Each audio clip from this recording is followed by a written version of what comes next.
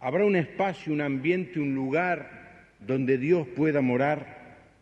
Este Dios eterno e infinito puede ser reducido a un espacio y a un tiempo.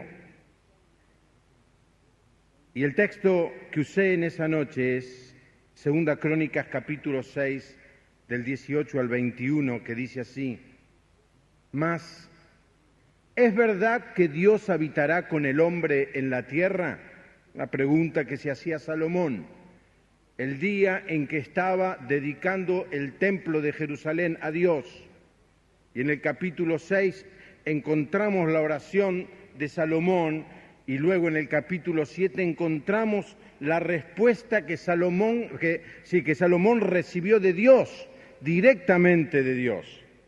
Pero en esta oración Salomón, luego de construir uno de los edificios más espectaculares que había en el mundo, con una belleza seguramente increíble, las paredes de oro, la madera traída desde el Líbano, los artefactos y los elementos hechos todos de oro macizo, era realmente un lugar espectacular. Sin embargo, a pesar de lo extraordinario del lugar, Salomón se preguntaba: ¿es verdad que Dios habitará con el hombre en la tierra? He aquí, dice, los cielos y los cielos de los cielos no te pueden contener, cuanto menos esta casa que he edificado. Luego responde: mas tú mirarás a la oración de tu siervo y a su ruego, oh Jehová Dios mío, para oír el clamor y la oración con que tu siervo ora delante de ti. Y hace esta hermosa oración, una oración que en muchas casas debería estar en alguna pared, y por supuesto que es la oración que hacemos en nuestra iglesia: que tus ojos estén abiertos sobre esta casa de día y de noche, sobre el lugar del cual dijiste, mi nombre estará allí. Que oigas la oración con que tu siervo ora en este lugar.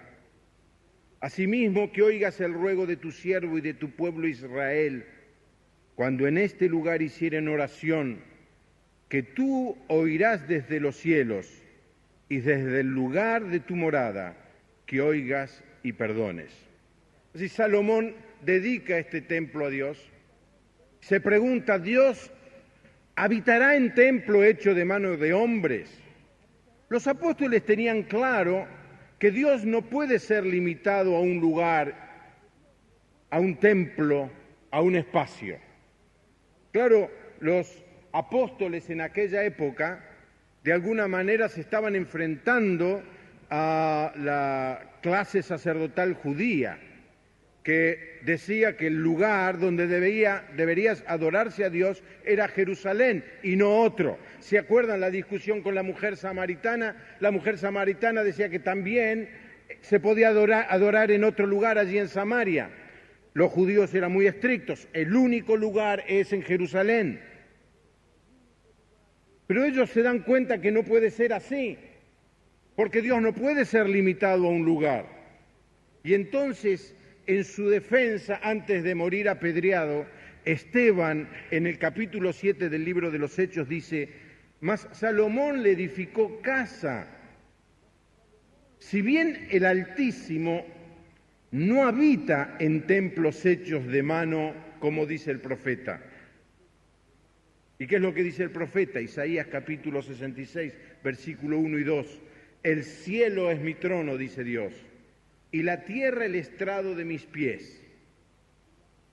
Si el cielo, el firmamento, los astros son el lugar donde Dios se sienta y usa la tierra solamente para apoyar los pies, entonces se pregunta: ¿qué casa me podréis edificar? Dice el Señor. ¿O cuál es el lugar de mi reposo? ¿No hizo mi mano todas estas cosas? Luego Pablo, en el Areópago de Atenas, Hechos capítulo 17, refuerza este concepto y dice: el Dios que hizo el mundo y todas las cosas que en él hay, siendo Señor del cielo y de la tierra, no habita en templos hechos por manos humanas, ni es honrado por manos de hombres como si necesitase de algo, pues Él es quien da a todos vida y aliento a todas las cosas. ¿Puede Dios estar habitando en medio de su pueblo? ¿Podría Dios entrar en este lugar? ¿Qué dicen ustedes? Imposible. Cuando uno visita las catedrales en Europa, ve unas cosas impresionantes. Catedrales que llevaron 700, 800 años en construirse. Tremendamente altas, casi uno no puede divisar los detalles del techo, la belleza. Y ahí la misma pregunta, con tanta belleza, ¿Dios puede ser reducido a esta catedral tan espectacular? No, Dios no puede ser reducido. Dios es mucho más grande que cualquier edificio que el hombre pueda hacer. Sin embargo, Dios, por bien de su pueblo, por bien de sus hijos, nos deja ver una parte de su gloria. ¿Qué es la gloria de Dios? Cuando Dios se manifiesta, decimos, la gloria de Dios está en este lugar. ¿Qué estamos queriendo decir? Es una parte del ser de Dios. Es apenas el resplandor que emana de su persona. Es el aura, dice el diccionario bíblico, cegadora de todas sus perfecciones. Es solamente la gloria de Dios. La persona de Dios, Dios mismo, como los otros domingos lo veíamos en Apocalipsis, no entra en este lugar, no entra en ninguna catedral hecha por mano de hombre. Apenas nos da una parte de su gloria para que podamos disfrutar. Allí en Éxodo 24, esta gloria de Dios se la compara con un fuego devorador. Moisés vio la gloria de Dios descendiendo sobre el tabernáculo cuando fue construido en medio del desierto. El pasaje que estamos leyendo, Salomón, luego de esta oración, dice que la gloria descendió y cayó sobre el templo de Jerusalén. Isaías, en su llamamiento, allí en Isaías capítulo 6, pudo ver la gloria de Dios. Ezequiel, en su visión, en Ezequiel 1, los pastores de Belén, cuando el cielo se abrió y los ángeles cantaban gloria a Dios en las alturas. Y el otro texto donde alguien ve la gloria de Dios es justamente Esteban, cuando es apedreado hasta la muerte. Dice que se abrieron los cielos y Esteban vio la gloria de Dios.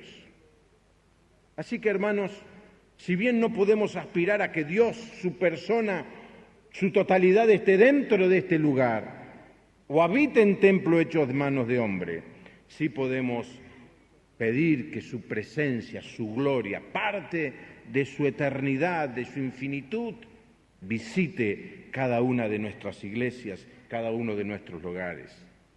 Dice en Éxodo, hablando del tabernáculo, entonces una nube cubrió el tabernáculo de reunión, una nube, y la gloria de Jehová llenó el tabernáculo.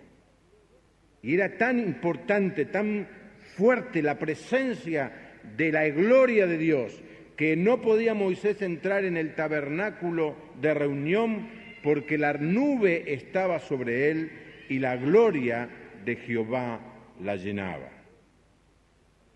La obediencia del pueblo hizo que la gloria de Dios se manifestara. Dios le dijo al pueblo que debían construir un lugar, le dio todos los detalles, les dio las medidas, le dio la clase de materiales.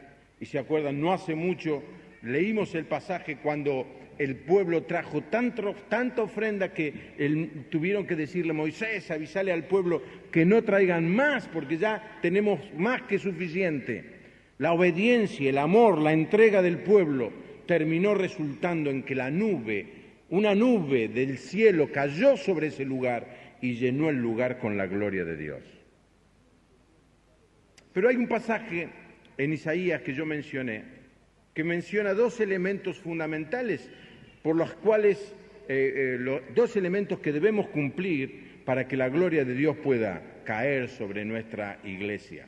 Dice el versículo 1 del capítulo 66 de Isaías, Jehová dijo así, el cielo es mi trono y la tierra estrado de mis pies. ¿Dónde está la casa que me habréis de edificar? ¿Y dónde el lugar de mi reposo? Mi mano hizo todas estas cosas, y así todas estas cosas fueron, dice Jehová. Pero, si bien Dios no puede reducirse a un espacio, pero miraré a aquel que es pobre y humilde de espíritu y que tiembla ante mi palabra. Así que, hermanos, tenemos libertad. Podemos pedir, como lo hicimos varias veces en esta reunión, que la presencia, la gloria de Dios llene este lugar. Pero tenemos dos condiciones, por lo que vemos en este pasaje de Isaías, que cumplir. En primer lugar, ser pobres y humildes de espíritu. Dice 1 Pedro capítulo 5, Dios resiste a los soberbios, pero da gracia a los humildes. Somos soberbios cuando nos atribuimos méritos a nosotros mismos, cuando creemos que somos más que los demás, cuando dejamos de someternos a Dios. Déjenme decirle que la soberbia es uno de los pecados más comunes. Fue el pecado de Adán y Eva cuando creyeron que podían vivir independientes de Dios. Una actitud de arrogancia y de soberbia. Dice que Dios resiste a los soberbios, pero da gracia a los humildes. Cuando reconocemos que somos solo criaturas de Dios, cuando reconocemos que todo lo que somos y tenemos es un regalo de Dios, cuando cada día vivimos dependiendo de la gracia y de la provisión de Dios, cuando no movemos nada, ni una pluma, cuando no decimos ni una palabra, cuando ni siquiera imaginamos un sueño en nuestras mentes, ni diseñamos un proyecto para nuestra vida que no sea consultado y aprobado por Él. Hermanos, humillarnos ante la presencia de Dios, es decir, todo lo que somos es por pura gracia de Dios. Y tengamos cuidado, hermanos, porque si bien no somos una iglesia muy grande, tampoco somos la iglesia grande que teníamos en nuestros sueños al principio. Dios nos ha permitido tener muchas cosas, muchas propiedades, muchos programas, mucha organización, muchos ministerios, que no nos entren de ninguna manera un espíritu de soberbia, que nos haga creer que algo de lo que tenemos es resultado de alguna virtud o algún mérito nuestro. Pura gracia de Dios. Amén, hermano. Lo que somos, lo que tenemos. Ustedes mirá, pero yo ofrendé, pero yo trabajé, pero pudiste hacer todo eso porque la fidelidad de Dios se manifestó en tu vida cada mañana. Si no tuviéramos su mano sobre nosotros, no hubiéramos podido hacer nada. Podemos pedir bendición por este lugar. Podemos pedir que la presencia de Dios se manifieste en este lugar, porque tenemos un corazón humillado. Y solamente, como decía ayer en el video, una de las manifestaciones, una de las motivaciones, la motivación nuestra es que el nombre del Señor sea glorificado. La gloria sea solo para el Señor. En el momento en que nos queremos quedar con algo de la gloria que le pertenece a Dios, comenzamos a tener un espíritu de soberbia y un espíritu de orgullo que termina con cualquier bendición que Dios nos puede dar. Amén, hermano. La segunda cosa que dice Isaías es que tiembla ante mi palabra. Si lo primero tiene que ver con una actitud del corazón de humildad, lo segundo tiene que ver quizá con algo de la mente. La palabra de Dios se convierte para nosotros en nuestro fundamento. Los mandamientos de Dios son algo que debemos obedecer porque Dios así lo pide y la bendición viene cuando obedecemos su palabra. Así que para que Dios pueda estar en nuestra iglesia, para que Dios pueda estar en medio de nuestra congregación y seguir derramando sus bendiciones, debemos tener un espíritu de respeto, de temor reverente, de expectativa ante la palabra de Dios. Fíjense lo que les dice en el capítulo 7 el Señor al pueblo de Israel. Me hicieron el templo, hicieron la oración, llegó la gloria de Dios sobre el templo, pero ahora les quiero decir algo, dice Dios, y se lo dice a Salomón.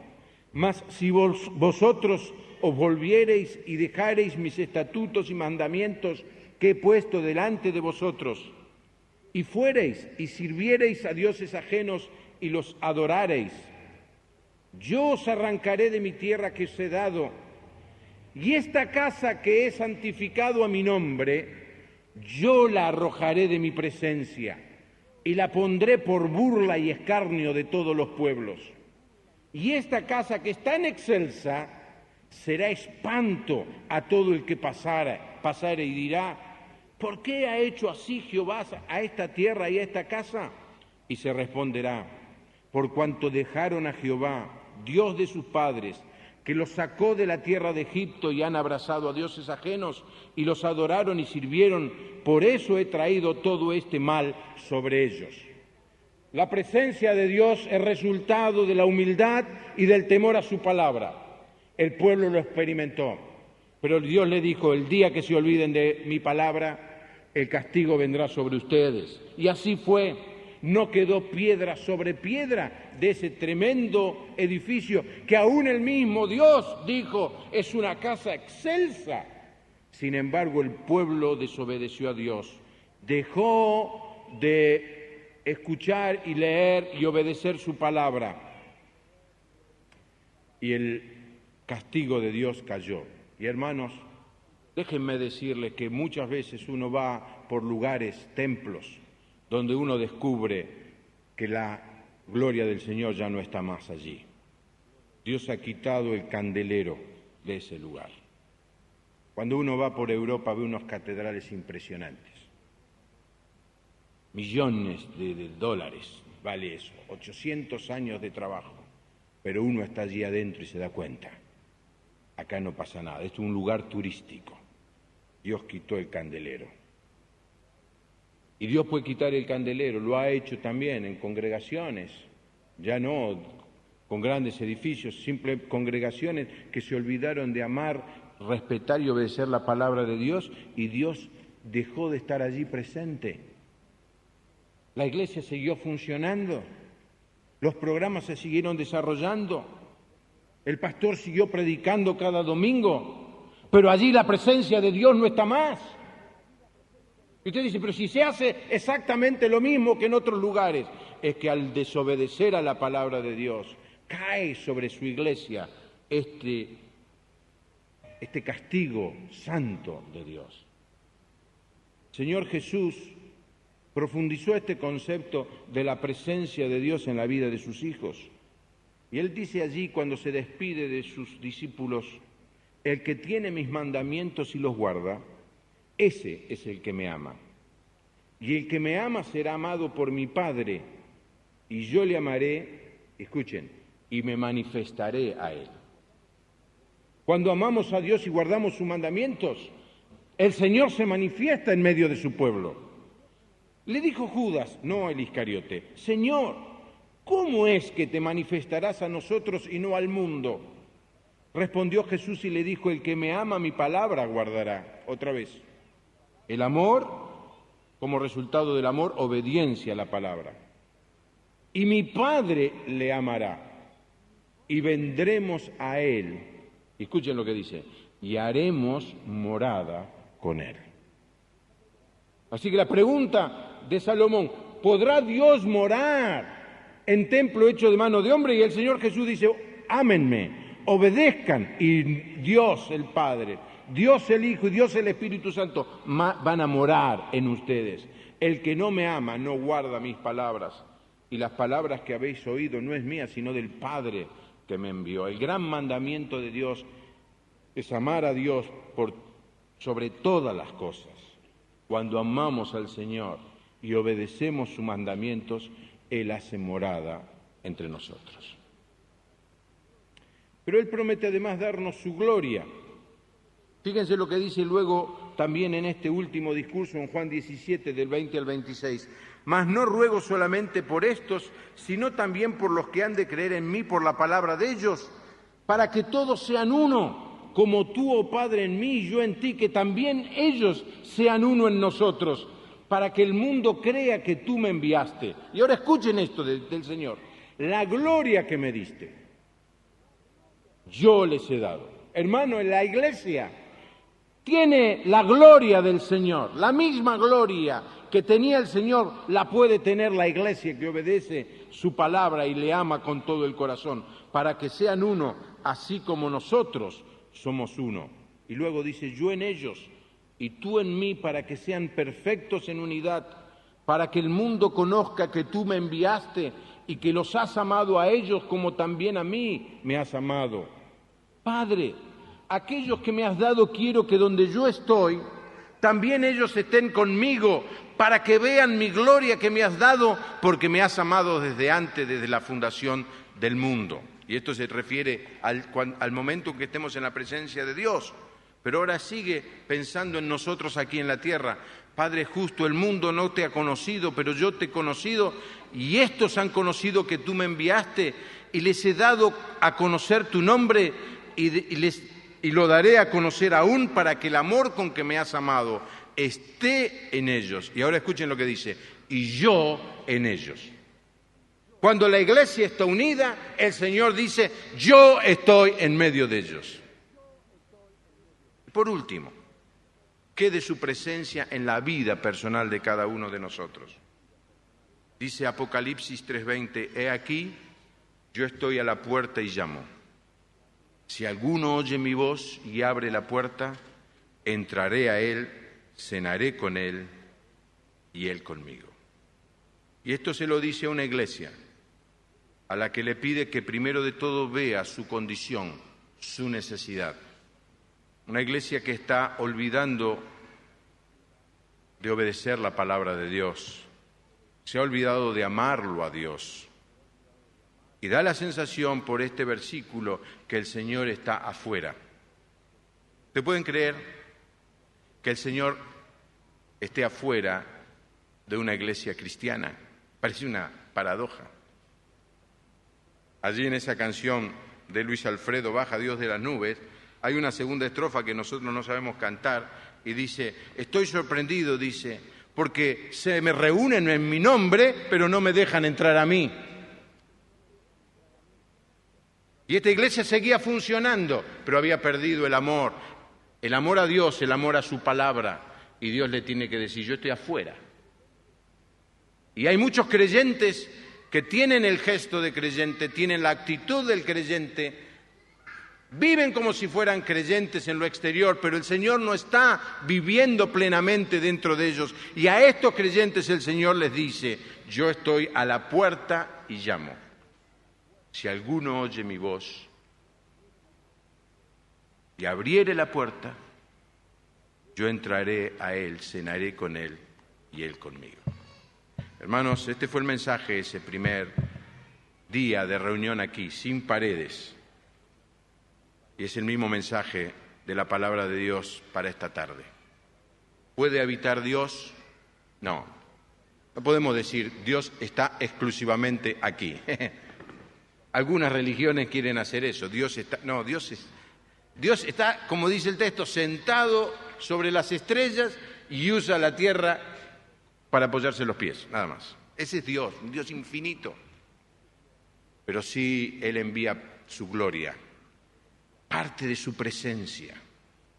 Está el Señor Jesús prometiéndonos que si obedecemos su palabra y le amamos, Él va a habitar en medio de su pueblo. Tenemos la promesa del Espíritu Santo, que el Señor ha dejado como el Consolador. El Espíritu Santo está en medio de su pueblo. No entristezcamos al Espíritu Santo. No vivamos vidas tibias que terminen haciendo que el Señor nos vomite de su boca. No reneguemos del amor y de las palabras de Dios, porque el Señor puede quitar el candelero de su iglesia. Humillémonos delante de la poderosa mano de Dios. Digámosle, Señor, nada de lo que hemos hecho sirve. Nada de lo que somos te puede satisfacer. Solo somos, solo tenemos por pura gracia tuya. Que tu presencia, Señor, soberana, habite en medio de tu congregación. Que tu presencia, Señor, llene nuestras vidas para que el mundo pueda ver que aquí hay una iglesia, no un edificio, no un montón de terrenos con facilidades cómodas, ni siquiera pueda ver que hay muchos programas y actividades, que pueda percibir cada persona que entra a este lugar y aun que pasa por la calle, que aquí está la presencia de Dios. Nuestra hermana Yolanda San Martín pasaba caminando muchos años atrás por la esquina en un momento tremendo de su vida y se sintió atraída por algo a este lugar. Era la presencia del Señor. Ojalá que podamos convertir este lugar en un polo de atracción, que la gente venga. Si fuere levantado de la tierra, dice el Señor, a todos atraeré a mí mismo. Que esto sea verdad en nuestra congregación. Lo fue en estos últimos años. Amén, hermano. Por alguna razón vos estás aquí. Pero ahora queremos que el Señor multiplique esto en los próximos años. Que es la presencia del Señor. No el edificio, ni la organización, ni los ministerios, ni los trabajos que podamos hacer nosotros. Que la presencia, la gloria del Señor produzca atracción y que toda la gente venga a conocer al único que puede salvarlos. Inclinamos nuestro rostro y oramos. Señor, te damos tantas gracias, porque no habitas en templo hecho de mano de hombres, pero envías tu presencia, la presencia de tu Espíritu en medio de tu pueblo. Donde hay 2 o 3 reunidos, Señor, tú estás allí. Tú moras donde tu pueblo se reúne a adorarte, donde tu pueblo se reúne a escuchar tu palabra para luego obedecerla. Tú moras, Señor, en toda congregación que se humilla ante ti y que ama tu palabra y tiembla y teme ante tus mandamientos. Y, Señor, queremos en este festejo renovar nuestro compromiso ante ti. Queremos ser una iglesia donde tu presencia se muestre soberana. Queremos, Señor, ser una iglesia, una congregación, parte de tu iglesia universal, donde la gente venga porque se siente atraída por tu presencia. Señor, llena este lugar, esta iglesia de tu presencia santa. Señor, que podamos cada uno de nosotros percibir en lo profundo de nuestro corazón, cuando venimos y nos reunimos, que estamos en lugar santo. Te adoramos, Señor. Queremos otra vez decirte, queremos obedecer tu palabra, amar tu nombre por sobre todas las cosas, amar a nuestro prójimo, obedecer tus mandamientos, Señor, para que conforme a tus promesas tú puedas manifestarte soberano. Oramos en el nombre del Señor Jesús. Amén.